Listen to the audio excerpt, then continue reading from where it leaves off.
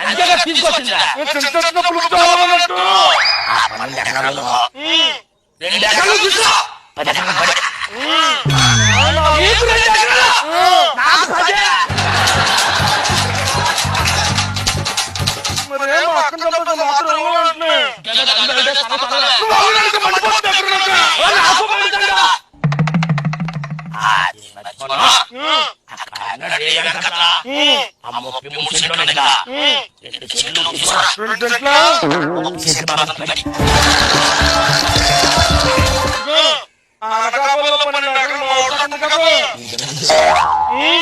అది నేను పంచుతాను ఇప్పుడు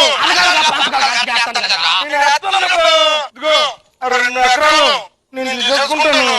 మిగతా పాలు నువ్వు తీసుకోలేదు